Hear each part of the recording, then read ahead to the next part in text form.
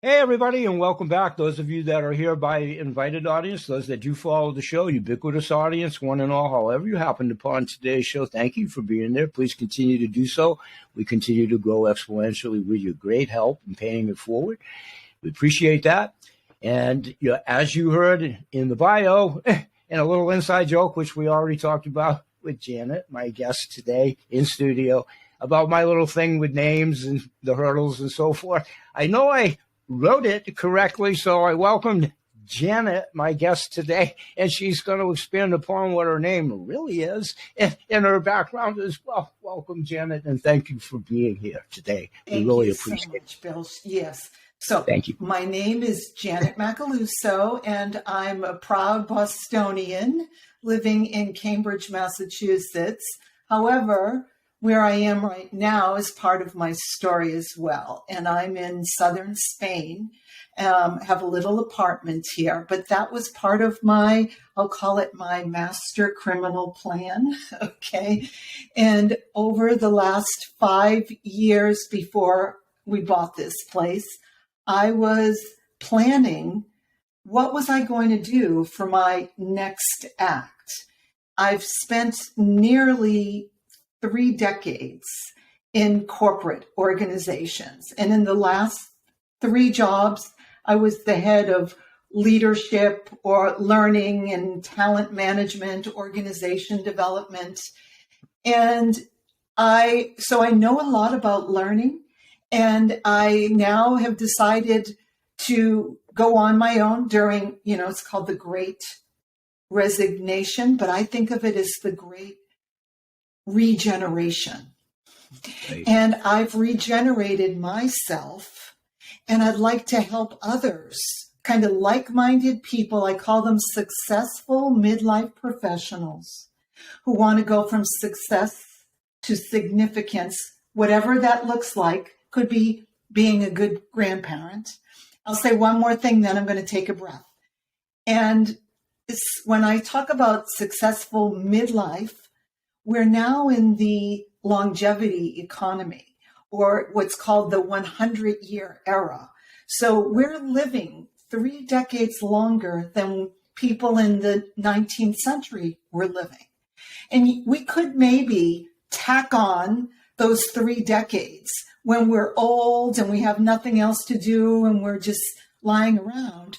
Why not do what you and I are doing now, which is take that extra gift and embed it in the middle of our life now, kind of like a house with an atrium, and it has sunlight coming in, and we can actually do something and expand our midlife, so then the end will be maybe shorter. So I'll stop and see what questions or reactions you have. Well, first of all, I love the atrium analogy. I think that's so beautiful and so apropos, number one. So kudos to you.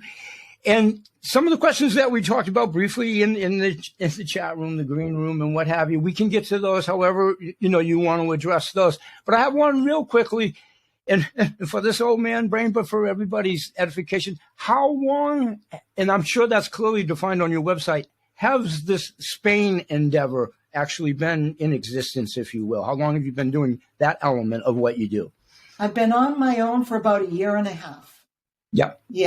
Yes. And actually, we bought this home when it was being renovated. I'm in Malaga, Spain. So If anyone wants to come and visit, it's the birthplace of Picasso.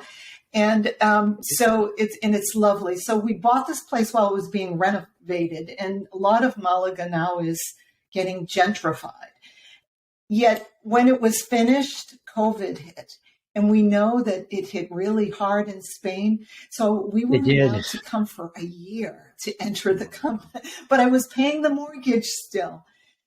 Right. Yes.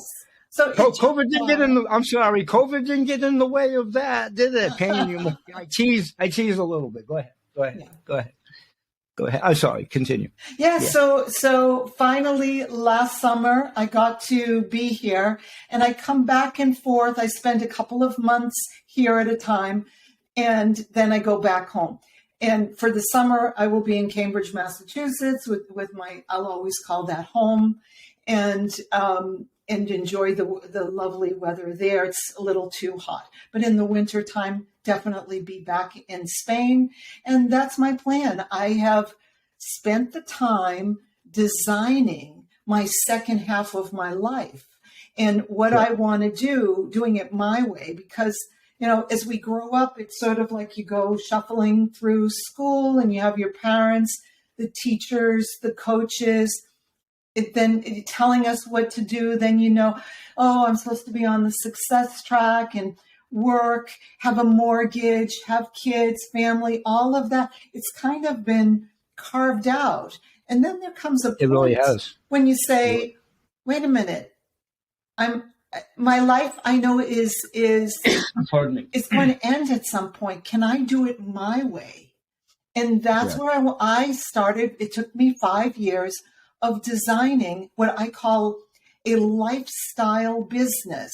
Yes, this is a business, but I want to have a life, and my business is inside my life versus in corporate. It was kind of the other way around. I'll interject that on a personal note. I left corporate America the first time. Well, totally. I left it totally in 1995, and it was a lot of things then.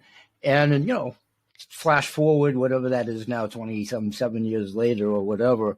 So I went on my own, sole proprietor, all of that. My point is I had, you know, a lot of business school training, a lot of marketing, sales, and whatever. That's what I left with, sitting in many of the things that you know about, unrealistic flowcharts and all of that. I just had enough of all of it. You know what it's all about. So then my dilemma was, because I never went to trade school, and that's basically all I ever knew from a little kid entrepreneur in one shape, form, or another, was marketing. So it was like, now what do I do? So I synonymized, you know, I empathized with you at that moment. Like, well, what do you do now? As you know, if you sold lug nuts or whatever you did do in corporate America, what do you do to break all of that and start anew? So kudos to you to stay. That revelation came relatively quickly after you left. No, okay. It takes time. It takes time. It takes time. I'll tell you how I designed it, and then I'll tell you this is part of what I help others do. That my last job was headquartered in Switzerland, and so I would fly to Switzerland every 6 weeks or so. Wow. And we would take our executives, their leadership teams, to build team building. We would take them to Spain, and we would take them hiking, and we had a curriculum asking them questions and having them sit under a tree in the shade and answer them, and go for walks with someone, and we get them kind of hot and sweaty and break them down and build them back up as a team. And while I was learning how to facilitate these leadership programs for our leaders, I had to go through it myself first. And I looked around and I'm saying, oh my God, I'm getting paid for this. I'm doing what I love, which is I'm kind of a one-trick pony, always leadership development, but I'm doing it in an environment which is outdoors and Spanish and all of this. Is it possible that I could create my own life doing that? And that's the beginning that took 5 years. And so now that I've done that, what I'm doing now is helping other leaders who either they want to like develop in place. They don't have to necessarily exit the corporate like you and I have. In fact, I have a couple who are working with me, have gone higher up in their organization to higher levels, And could I just interject one quick thing, because that's so key, the midlife, as it's said and as it's entitled, because that is for all of us that have been there. And I'd like to think it was just yesterday. That was a while ago for me. But anyway, you are literally and figuratively at a crossroads within your career, within your life, within the world, and whatever goes on in the decades that you are of that age, and so on and so forth. But I mean, it is truly a crossroads of all encompassing. So my point is having been that age, everybody, once upon a time I was, you do have those focuses because you have a while to go, unless you're independently wealthy or whatever, you have a while to. So what do you do, whether it's within your structured career, as you say, get a breath of fresh air or whatever, but how beautiful is it when you come up with the gift that this planet is, and you have a career that's so giving that you're giving back within it. How beautiful is that? So kudos to you to having that revelation and making it happen. That's wonderful. Thank you. That's beautiful. You know, Continue. it's a work in progress. And I have to say, what's interesting is I'm doing things now that are way beyond my comfort zone that I never expected to do. Like all this, I'm in social media. If you could look me up on, I have a website or LinkedIn, Facebook. In fact, I have an assistant. And when I first started 18 months ago, I said something like, oh, look, we have 30 friends now on Facebook. And he said, they're all my friends. You only had 13 and they were all your relatives. And so I didn't want to do any of that. I was more of a lurker. But going through the work of saying, what role do I want to play? And the contribution that I want to give with all my experience and who I am, my way. Right. I knew what I wanted. And it's so compelling to me to be able to help other midlife professionals. It's so rewarding. It's so rewarding. Right. And the thing is, I'm doing things now because I have grown myself. I'm now the puppeteer, not the puppet of my life. Correct. Another great analogy. Continue. Right. In business, in corporate, or whatever. That's great. Yeah. Great. And so, I think it's really, and that's what I help others do is find what is it. By the way, I spent all of this time, and I feel like a little bit of, quite a bit of a rebel in my change of my stance and my perspective and philosophy, because I used to bring in experts and gurus, and we would say, share your best practices, and we would assess the leaders on a 360-degree feedback. The boss hears the direct reports and assess them on these core competencies and everything. What I realize now is that by my bringing in the gurus with their bags of tricks, I was actually outsourcing the development of my people. It's like, who wants feedback? And the consultants would interview all those people. They'd write a report and they'd give it to you. And I have to say, I started my career in corporate almost 30 years ago with Fidelity Investments in Boston. And I learned one of my first things, I got certified to do these 360-degree feedback things. Right. And consultants, I'm sorry if I'm annoying some of your listeners, that consultants are still doing the exact same thing. The world has changed. They just peddle the same thing, and then they offer it to different clients now. And what I'm realizing is that I have learned over the last 6 years ago, while I've been designing my exit strategy, I'm now taking what I'm calling a living systems approach, because I realized that a lot of the things, and you might be able to remember this, that we learned in work, in corporate, they really came from the industrial age. They really did. They really did. Right? That worked really well for Ford's factory, when all the widgets were supposed to look like the same. Anything on the sides of the bell curve were scrap. So they wanted everything to be average. And then once they perfected that, Henry Ford said, I wanted a pair of hands to do the work, but it came with a person who had desires, who had dreams, who had headaches.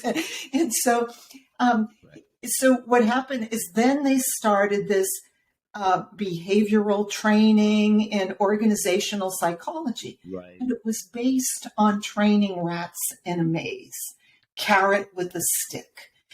I learned all that stuff.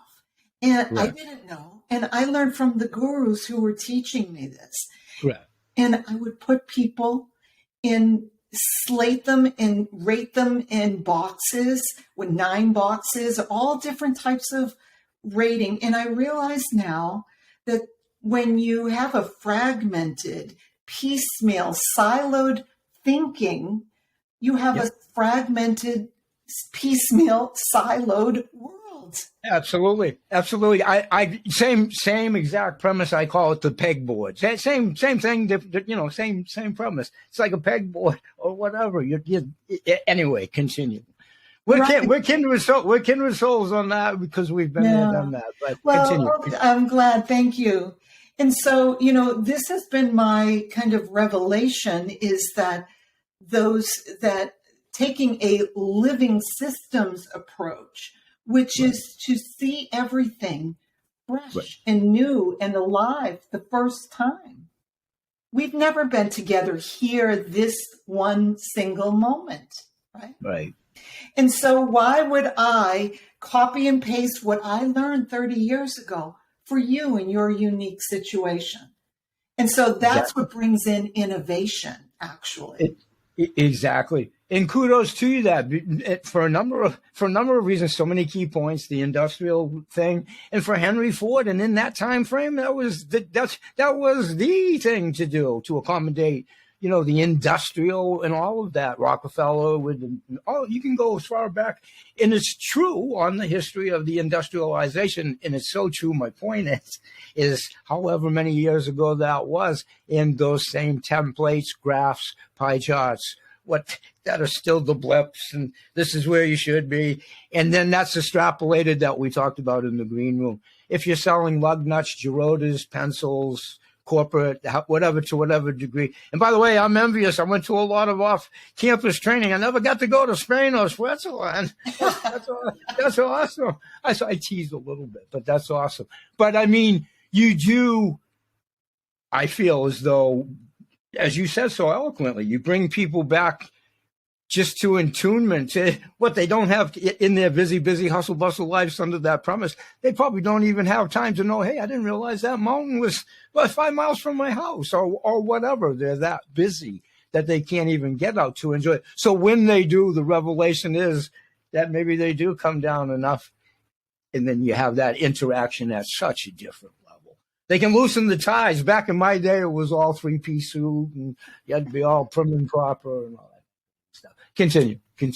Right. Yeah. And part of my dream, I haven't gotten to it because of the COVID slowed my progress, but we did do the hiking here in Spain through some olive groves. And so part of what I want to do is take leaders or my clients in groups through hiking, but go through an olive grove farm. And how many people get to do that? How many people get to do that if they're not native, or how many people get to do that? Right. Awesome. Continue. That's beautiful. And have some, nice olive oil, maybe some wine with that as well. Exactly. And I mean, what better source for both? If you imbibe in either, or both, what better source than Spain? Exactly. Continue. Right. Continue. Right. Continue. So just a little more about kind of the exciting and scary part of my transformation, which I believe that when it's exciting and scary, we're really alive. We are. We are. When you're doing the same thing that you could do in your sleep. It's the epitome of by rote. It's the epitome of by rote, or almost robotized, if you will. That's Continue. right. Continue. Yes. Yes, so that I say, has the chewing gum lost the flavor? Or sometimes I'll say, do you have 10 years experience or 1 year 10 times? Right. Correct. And Correct. so for me, this new approach that is kind of, going against the traditional way of Correct. learning and development. But, Einstein has said is that if you're still using the same, looking to answer today's problems with the same approach that got you to them, you're not Correct. going to resolve them. And so Correct. I believe that in the 21st century versus, we talked about the industrial age, Right. the issues that we're facing now, whether it's politics or the environment or you name the issues, that there is no playbook. There's no textbook written for them now. For sure. So just being smart isn't enough. I sometimes when I show a little clip from Good Will Hunting, when I'm forgetting his name. The lead one, or Ben Affleck, or the other one? Well, no, it was a psychologist now. Oh, okay. Robin Williams. I'm old, but Robin Williams. Yeah. Together, we're a whole brain. There you go. Thank you. And you're 3/4 of it, but continue. So Robin Williams says to, this genius, he said something to the effect of, you can rattle off dates and figures, and Michelangelo, his political persuasions, when he died, when he was born. But I bet you can't tell me what it smells like inside the Sistine Chapel. Exactly. I remember that line from the movie. Yeah, exactly. And so my point with that is that books and playbooks aren't going to get us to where we need to go in this really complex world. So what we need is a state of being, and I call it a higher level consciousness. Correct. Thinking and discerning, and you use the word robotic. It's like really, I believe as I'm learning about consciousness, and while I even say that word, don't you dare even think that I think I am, because I Correct. don't. I think that most of us are asleep 90% of the time. I agree. Yeah. I agree. With eyes open or with eyes shut. Eyes open or with eyes shut. Yeah. We end up in the car and we say, how did we get here? We're in the driveway. How many times have you done that? Sometimes that's almost frightening. What happened to the 5 towns while I'm going to the 6th one? Really, sometimes it is frightening that you just get that distracted or whatever. Continue. Right. So a lot of what I help leaders do, besides actually thinking about their next level of contribution, it's also at a higher level consciousness. And the difference for me, I think, is I used to think about leadership and learning and development as self-development, self-improvement. And, I'm learning this, or I'm helping my people learn this so they can help their teams. But now with this living systems approach, I realized that we're all interconnected. You and I'm a living system. You and I are a social system, and we live in a community and a planetary system. Correct.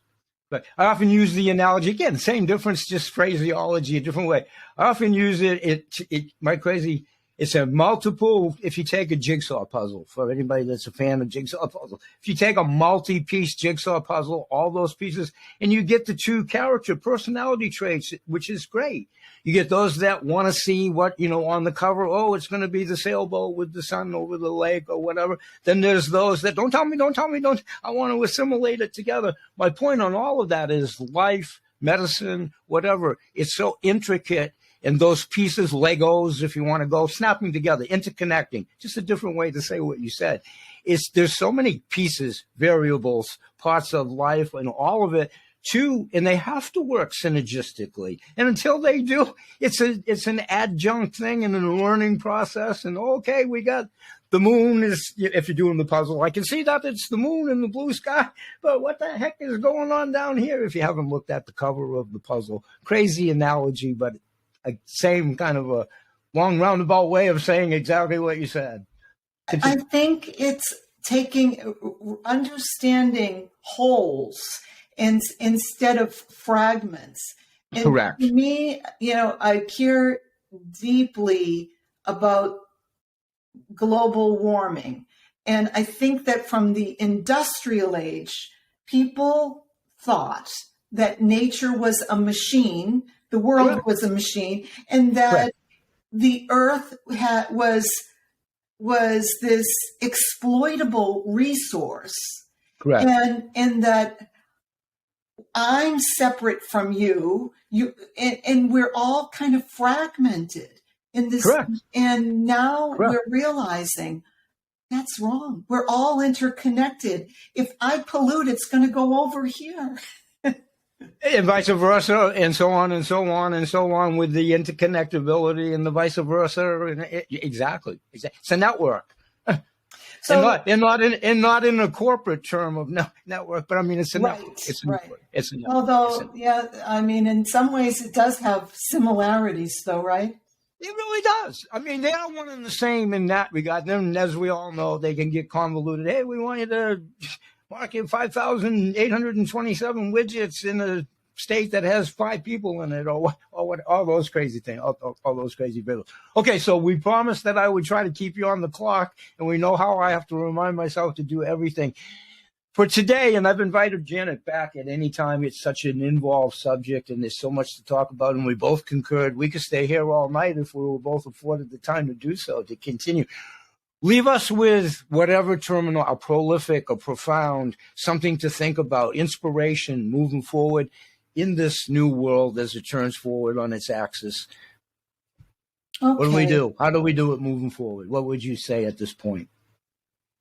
I would say if your listeners could think of, let's say, some project or piece of, I don't want to say piece because that's fragmented, some project or initiative or something that they're working on, like you correct. Work on your podcast, right? So correct. Thinking of something that's important to you and have that in mind, and then to assess whatever it is that you just chose in your mind and say, is that sourced? The way I work on this, is it sourced from the industrial age of thinking that's putting everything in its fragmented pieces, breaking it down to the tiny widget so that you can reassemble it, someone else? Right. Or is it maybe behavioral, which is a little bit better, carrot and stick. And then there was this, after that, there was the human development movement, which is empathy and listening and team building and noogies on the head. Yeah, I did all of that. Yeah. And what I'm saying is you think about that, these sources of, I call them world views or paradigms that source our thinking about how we work in the world. And the living systems approach is more of, am I able to evolve the capacity of others whom I'm working with, their capability to their next level of potential? It's different than solving existing problems. It's evolving their potential. And I have to evolve my potential, like I mentioned, doing these things that I didn't really want to go on, podcasting and things like that. But I had to become the puppet here of my life to be able to do that. So that's what I would leave your listeners with. And I did that when I assessed my performance management that I was offering my global corporation. And I realized it's coming from a mix of industrial age and behavioralism. And I want to do more in the world. So I think that's so beautiful, and it's a beautiful way to end this because it does reinforce that we are each other's, as humanoids on this planet, the catalyst for each other's expansion, development, growth, discovery, and all the things you said so greatly here today at the show. So thank you, Namaste, for having been here today. And you're going to hang just a couple of quick seconds. We're going to say goodbye to everybody today. And audience, please do pay it forward and do take the opportunity to reach out to Janet for sure. And we're definitely going to get Janet back when it's fortuitous with a busy schedule. You know, when she comes back with us in New England, you know, us poor, I tease and just, we're kindred souls because she's a New England fan, and we're going to talk about that off air at another time. So, absolutely. Bye-bye, everybody. We'll see you the next day tomorrow. And bye-bye for now, and may God bless to all of you. Peace, everybody, and thanks for being there.